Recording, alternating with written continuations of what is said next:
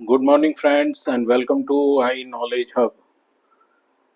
हम अभी फ़िलहाल कंटिन्यू कर रहे हैं ऑफिस मैनेजमेंट का चैप्टर नंबर 5, जिसके अंदर हम देख रहे थे कि ऑफिस एडमिनिस्ट्रेशन किसे कहते हैं। और लास्ट वीडियो में हमने देखा था कि ऑब्जेक्टिव्स उसके क्या है, एडमिनिस्ट्रेटिव ऑफिस मैनेजमेंट के।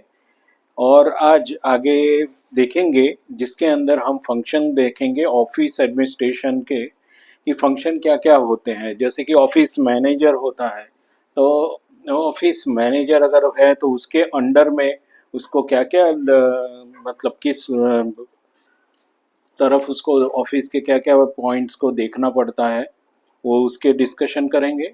सो let we start. Office function of administrative office management, office manager का फंक्शन देखेंगे। An office administrative office manager has to perform the following function and duties. मतलब उसकी ड्यूटीज और फंक्शन क्या होते हैं वो उसके अंडर में आता है। कभी कभी किसी को लगता है कि मैनेजर बन जाना आसान बात है, पर मैनेजर आप बनोगे तो उसके साथ साथ आपकी रिस्पॉन्सिबिलिटी भी बढ़ जाती है और कई जिम्मेदारियां भी बढ़ जाती है। और सबके लिए आपको हित भी सोचना है, अच्छा भी सोचना है, और सबकी जिम्मेदारी, पूरे ऑफिस की जिम्मेदारी आप पर आती है। तो हम पहले देखते हैं कि लेआउट क्या है। It includes planning to layout, maintain and safeguard of the building and providing a proper work environment of the office। यानी ऑफिस में जो भी लेडीज हैं या दूसरे बंदे भी हैं, खासकर लेडीज, तो उनकी सेफ गार्ड यानी उनकी सुरक्षा की जिम्मेदारी उसकी है। और बिल्डिंग, अगर पूरी बिल्डिंग की अगर सपोज फ्लोर है तो फ्लोर, बिल्डिंग है तो बिल्डिंग, और अगर आपकी एक ऑफिस ही है छोटी तो उस ऑफिस के दायरे में रहकर उसकी प्रॉपर एनवायरनमेंट एक प्रोवाइड करना पड़ता है। कि आपको मैंने पहले ही बोला था कि ऑफिस मैनेजमेंट के अंदर मैनेजर को या मैनेजमेंट को अपना मतलब एक अच्छा एनवायरनमेंट देना, जो हेल्दी एटमॉस्फेयर होता है वो देना बहुत ज़रूरी है, ताकि लोग खुशी खुशी आए अपना वर्क, मतलब अपना वर्क जो करते हैं तो उनके वर्क में एक पॉजिटिविटी आए और उनको लगे कि हम कुछ कंपनी के लिए कर रहे हैं। तो उनको ये ना लगे कि हम एक ज़बरदस्ती कोई कंपनी में काम कर रहे हैं, पर वो खुशी खुशी करें तो जो प्रोडक्टिविटी होती है वो अच्छी होती है। और हेल्दी एटमॉस्फेयर प्रोवाइड करना वो जिम्मेदारी है मैनेजमेंट की है, यानी मैनेजर की है। सेकंड है equipment. It includes selection, purchase, standardization, maintenance and replacement of the furniture, equipment and office machine.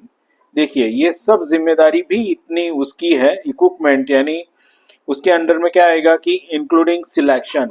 अगर आपका क्या सिलेक्शन है, आप इतनी बड़ी, सपोज एक उदाहरण देता हूँ कि क्या आप इतनी बड़ी जेरोक्स मशीन भी नहीं ले सकते जो बिजनेस के यूज पे, जहाँ सपोज मतलब कॉपी, फोटो कॉपी का जो मशीन है वो तो वो कॉम्पैक्ट होनी चाहिए, जगह कम रोके, हमारी रिक्वायरमेंट क्या है उस हिसाब से। तो ये एक बता रहा हूँ।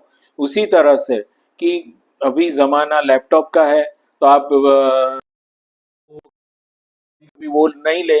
अब कभी कभी क्या होता है कि लैपटॉप लेने के फायदे वो भी होते हैं कि एम्प्लॉयज आपका कुछ साल पुराना हो जाए तो आप उसको वो लैपटॉप अपने साथ कैरी करने के लिए भी दे सकते हो, ताकि वो क्या है कि इमरजेंसी के अंदर इफ ही और शी वाज एब्सेंट, मतलब वो अगर एब्सेंट है तो वो अपना कुछ भी इमरजेंसी में कुछ डेटा ट्रांसफर भी कर सकते हैं, कुछ भी डेटा मांग सकते हैं उससे।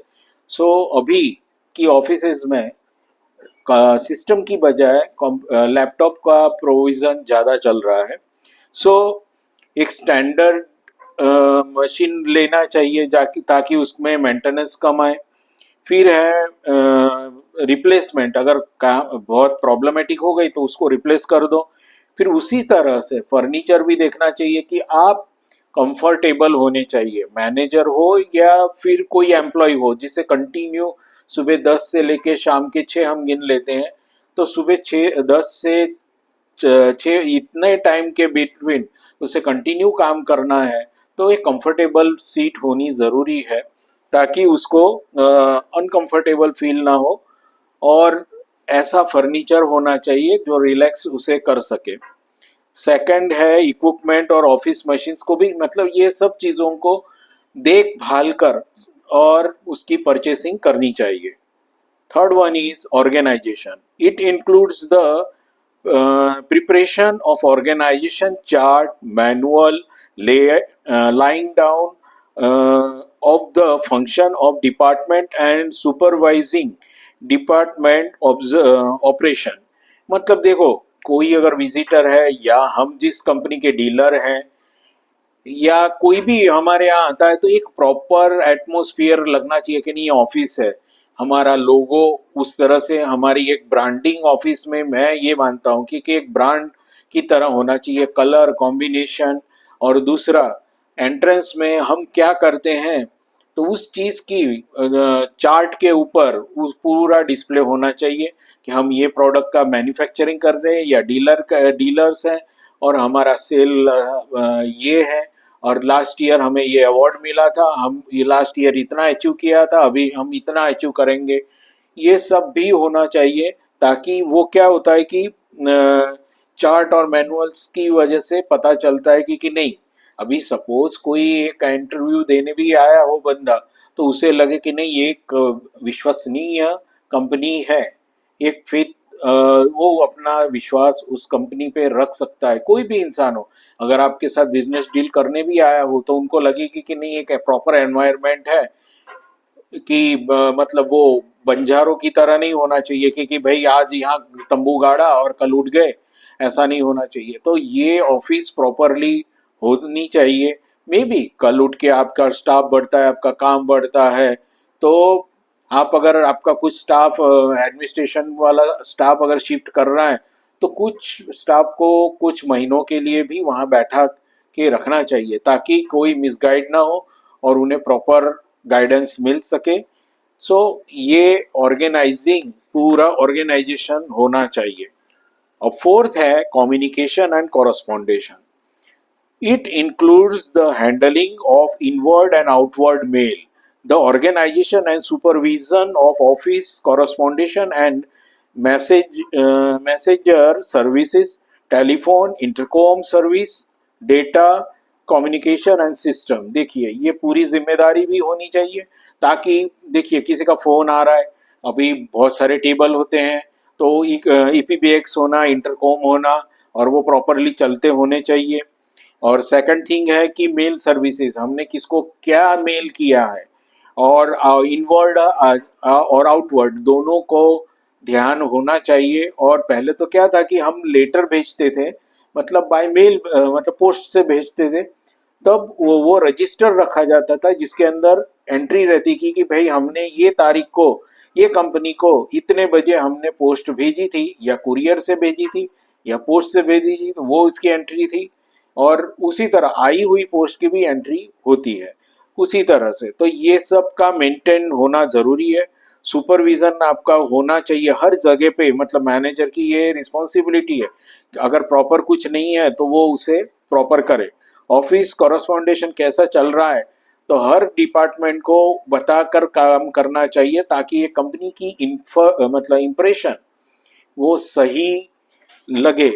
इम्प्रेशन सही होना बहुत ज़रूरी है क्योंकि हमने इतने साल अपने कंपनी के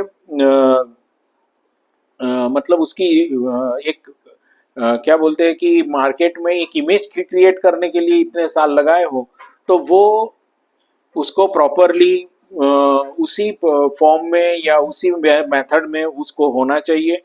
मतलब एक टेलीकॉम सर्विसेज है, इंटरकॉम है, और डेटा कम्युनिकेशन, किसको कितना डेटा देना है, हमारे बंदों को देना है, किसको क्या देना है, ये भी उसको मैनेज करना पड़ता है। Fifth one is a record management. अभी ये जो आए हुए हैं मेल और किस तरह से, तो ये जो रिकॉर्ड है उसको भी मैनेज करना उसकी जिम्मेदारी है। It includes the organization of supervision of filing and indexing, sorting, classification, protection, and destruction of record, filming, etc. देखिए पहले के ज़माने में यहाँ फिल्मिंग लिखा है क्योंकि पहले क्या होता था कि जैसे फिल्म बनती है तो फिल्म की पट्टी आपको आप देखना कि जैसे कि पिक्चर बनती थी ना, उस तरह से पिक्चर तो बनती थी पर उसी के ऊपर कुछ डेटा को लिया जाता था।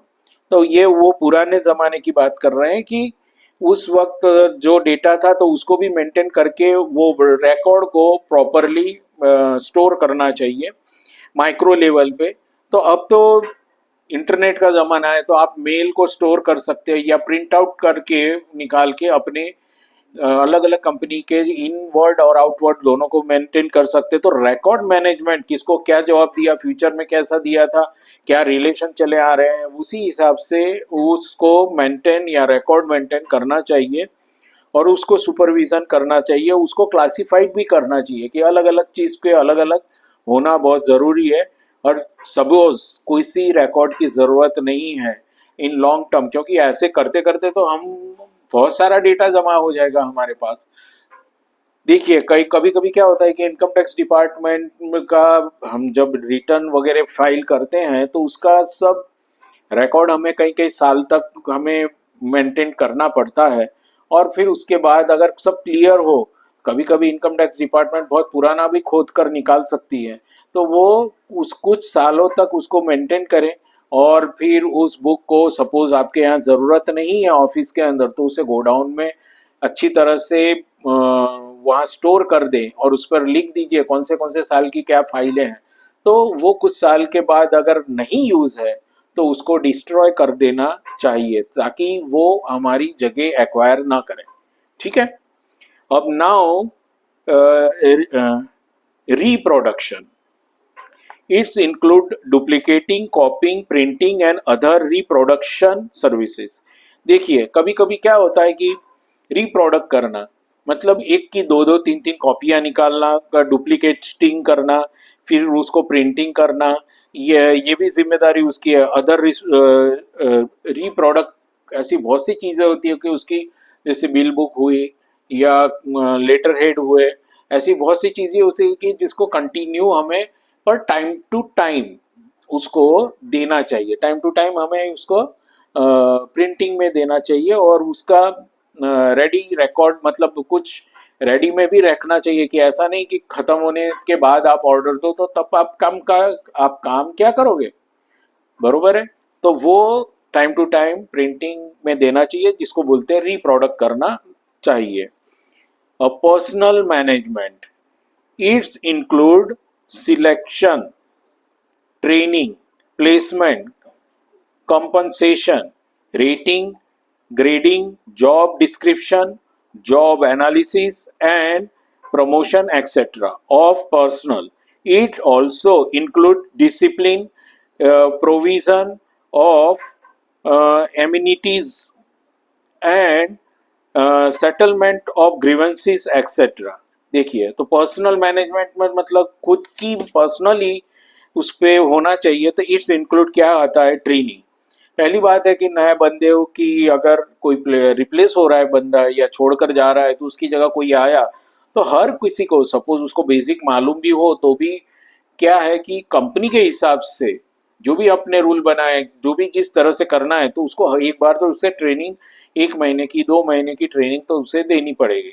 तो उसे ट्रेनिंग देना, प्लेसमेंट करना, फिर कॉम्पनसेशन। सपोज किसी का कोई बकाया रह गया है या कुछ ये है, सपोज हमने ऐसा अनाउंस किया कि कुछ कैंडिडेट को हमने कॉरस्पॉन्डेशन पे सिलेक्ट किया है। अब सिलेक्ट करने के बाद हमको लगा कि 100 में से 100 एप्लीकेशन आई और हमने सिर्फ उसमें से 10 जनों को सिलेक्ट किया और हमें 10 में से 5 को ही रखना है। तो 10 जनों को हमने 10 जनों को क्या किया, हमने उसको फेयर भी दिया, बरोबर है कि आने जाने का भाड़ा हम आपको देंगे, चलो कोई बात नहीं, वो दिया। अगर कंपनी अगर अच्छी कंडीशन में है तो ये कर सकती है।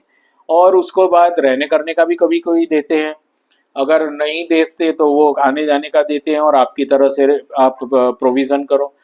अभी उसके 10 में से 5 को ही सिलेक्ट करना है, तो ये कंपनसेशन हुआ आपको। तो वो जब इंटरव्यू में आते हैं तो तुरंत उनका इंटरव्यू होने के बाद वो कंपनसेशन उनको वहीं से मिल जाना चाहिए, ताकि कोई भी हमारे पर लायबिलिटीज ना हो।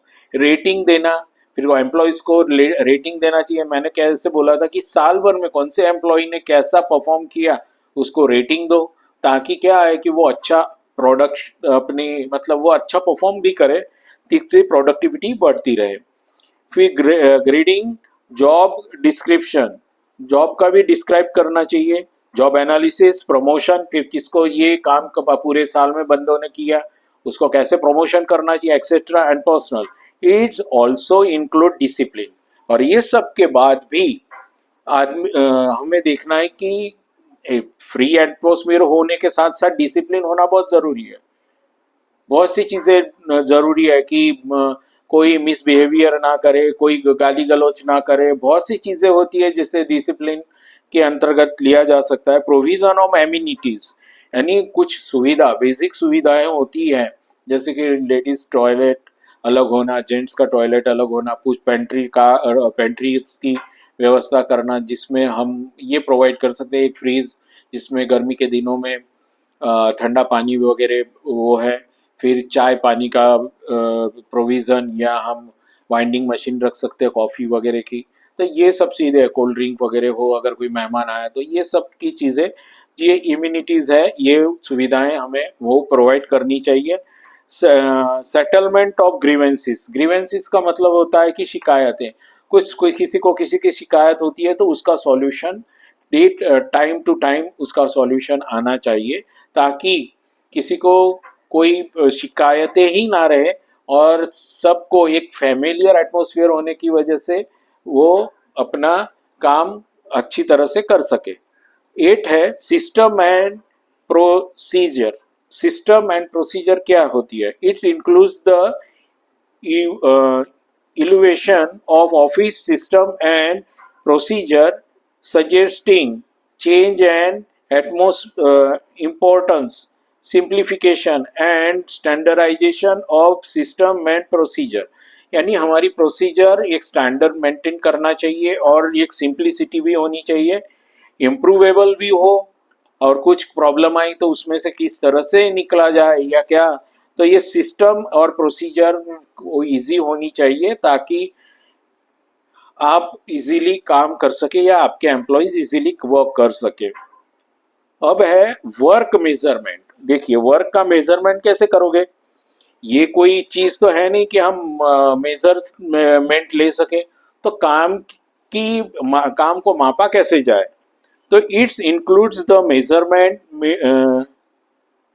means of individual and departmental output, setting up work standards, measuring office performance, planning and scheduling of work। देखिए, इंडिविजुअली आदमी क्या काम कर रहा है, प्लस फिर वो डिपार्टमेंट वाले कैसे परफॉर्म कर रहे हैं, कितनी चाव से काम कर रहे हैं, कितनी रिस्पॉन्सिबिलिटी से काम कर रहे हैं, वो देखना चाहिए। Output, sitting and work of standardization, measuring, और किस स्टैंडर्ड से कर रहे हैं, मतलब आपका स्टेशनरी भी खराब कर रहे हैं, कुछ भी काम बोलो तो वो मतलब लॉस भी हो रहा है, आपको हर चीज के अंदर समझ नहीं पा रहे हैं। ऑफिस परफॉर्मेंस उनका प्लानिंग के हिसाब से हो कर रहा है कि नहीं, ये सब बातों को मेजर किए करना चाहिए, ताकि एक बार कहने से, देखिए एटमॉस्फेयर में हर बंदा अलग अलग टाइम पे सेट होता है, थोड़ा टाइम उसको लगता है, उसके बाद वो एटमॉस्फेयर में ढल जाता है। कई लोग इजीली ढल जाते हैं, तो कहने का मतलब है कि फिर वो अच्छी तरह से परफॉर्म कर पाता है वहाँ पे, और वो एटमॉस्फेयर सुटेबल होता है। तो आप अगर उस कंपनी में जा रहे हो तो आपको भी उसका फ्लेक्सिबिलिटी उतनी आपके अंदर भी होनी चाहिए। सो मेजरिंग, इस तरह से काम की मेजरमेंट अच्छी तरह से हो, तो ये न्यूट्रल होना बहुत ज़रूरी है मैनेजर को, ताकि कोई पार्शियलिटी ना हो, बराबर है?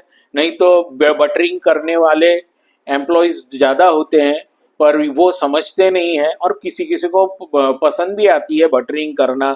पर याद रखो चमचा जो होता है ना वो उसी बर्तन को खाली करता है, इसीलिए उसके परफॉर्मेंस के हिसाब से या डिवोशन से जो बंदा काम कर रहा है ना उसको मतलब आप कंपनसेशन देना चाहिए, प्रमोशन देना चाहिए ताकि वो लंबा वहाँ टिके और अपना अपनी कंपनी खुद की जिम्मेदारी समझ के वो अपना परफॉर्मेंस दे सके। बजटिंग एंड कॉस्ट एनालिसिस, अभी देखिए हर साल हर महीने ऑफिस को भी बजटिंग करना चाहिए। It's includes the preparation of department and master budget, allocation of revenues and expenses and control of office cost। ठीक है, it's includes the preparation of department, तो डिपार्टमेंट वाइज भी होना चाहिए और मास्टर बजट बनाना चाहिए कि भाई इतना इसको बजट मिलेगा, आपको प्रोडक्शन में इतना ही करना है, आपको इतना मिलेगा, ये है। एलोकेशन, एलोकेशन मीन्स बंटवारा, उसको डिवाइड करना। ऑफ रेवेन्यू, रेवेन्यू मतलब आय जनरेट करना, तो उसके अंदर आय किस तरह से जनरेट की जाए कि वो सब भी देखना चाहिए कि टोटल, अगर टोटल कंपनी अगर इन्वेस्टमेंट कर रही है तो उसके बाद उसको साल के बाद भी कितना प्रॉफिट हो रहा है या अर्न हो रहा है कि नहीं, तो उसको भी एनालिसिस साल भर में करना चाहिए। सपोज मे भी कुछ दिनों के आपने बजट बनाने के बाद उसके बाद हो सकता है कि आपको अच्छे ऑर्डर भी मिले, तब आपको इन्वेस्टमेंट भी जरूरी है, तो उसकी भी अलग से मीटिंग करके फिर आपको बजटिंग करना चाहिए। और उसका आप कैसे भी करके मतलब सपोज लोन ली हो कुछ भी उस तरह से आपके ओवरड्राफ्ट लिया हो तो उस तरह से भी काम किया जा सकता है। तो मतलब बजटिंग और cost analysis day to day में करना चाहिए, क्योंकि हमने तो साल भर का कर दिया, सपोज कॉस्ट एनालिसिस का अगर प्रॉब्लम आई तो क्या करोगे? तो कोई कंपनी अगर आ गई बीच में ही और उसने धमाका कर दिया कि एक तो अब हमारे प्राइस से भी एकदम कम प्राइस है और दूसरी भी फैसिलिटी दे रही है, तो क्या करोगे? तो यू हैव टू चेंजेस, मतलब आपको करना है, क्या करना है, तो उस तरह से कस्टमर को हाईलाइट करना चाहिए या उसको उस तरह से चेंजेस करना चाहिए। अभी रिपोर्टिंग, रिपोर्टिंग रिपोर्टिंग नहीं, it includes the preparation of reports and minutes and the collection of presentation of data to the top management। मतलब हर डिपार्टमेंट को सब प्रिपरेशन यानी रिपोर्ट करनी चाहिए, रिपोर्ट रेडी करनी चाहिए ताकि वो टॉप लेवल के मैनेजमेंट को अपना डेटा पहुंचा सके। और उसे मैंने बोला ना रिपोर्टिंग, पोर्टिंग मतलब रिपोर्टिंग, POTTING, मतलब आप गमला जो है अगर पेड़ बड़ा हो रहा है तो आप रिपोर्ट करोगे कि नहीं, एक गमले में से निकाल के दूसरे गमले में डालोगे। उसी तरह से आपने अगर एक मतलब उसे कम पड़ रही है जगह, समझ गए, तो ही हम रिपोर्ट करेंगे ना। तो कहने का मतलब है कि हमें हमारी प्लानिंग के बाद भी हमें उसमें चेंजेस करना, तो रिपोर्टिंग करना जरूरी है।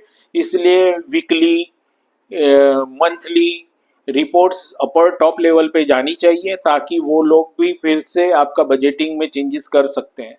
तो ये मैनेजमेंट को या मैनेजर को डेटा एनालिसिस करना बहुत जरूरी है। और लास्ट वन है stationery control. it is include design, standardization, printing and purchasing and control. देखिए हमारे लेटर हेड, फिर डायरी हुई, फिर बिल बुक रही, वाउचर्स रहे, ये सबको अच्छे से प्रिंटिंग करना चाहिए कि साल भर में हमें इतना लगता है, ये ज़रूरी तो नहीं है। कभी कभी हमारे बंदों की टूरिंग ज़्यादा हो गई तो वो भी मतलब बनाने में उनको जो भी है सपोर्टिंग बनाना ये करना, तो उसके लिए जो हमने एक मतलब वाउचर्स वगैरह बनाए हैं तो उसकी ज़रूरत ज़्यादा भी पड़ सकती है। तो कहने का मतलब है तो उस तरह से उसका प्रिंटिंग डे टू डे में होना चाहिए, उतना स्टॉक में होना चाहिए। तो स्टेशनरी का मिसयूज ना हो, उस पर कंट्रोल हो, वो मैनेजर को देखना बहुत ज़रूरी है। और विजिटिंग कार्ड है, जो जो लोग बंदे बाहर जाते हैं, मैनेजर है, फिर सेल्स मैनेजर है या सेल्स एग्जीक्यूटिव्स है, इन सबको विजिटिंग कार्ड की ज़रूरत पड़ती है। पीआरओ होते हैं तो पब्लिक पीआरओ को भी जब मिलने जाना पड़ता है तब वो भी अपना कार्ड मतलब प्रेजेंट करना है, तो वो उसकी भी प्रिंटिंग डे टू डे में होनी चाहिए। सो कंट्रोलिंग ऑफ स्टेशनरी करना ये मैनेजर की जिम्मेदारी है। और ये ये चैप्टर यहीं ख़त्म हो रहा है। आई होप कि आपको समझ आ गया होगा कि एडमिनिस्ट्रेशन की क्या क्या जिम्मेदारी होती है। बहुत इंटरेस्टिंग ये एपिसोड रहा होगा।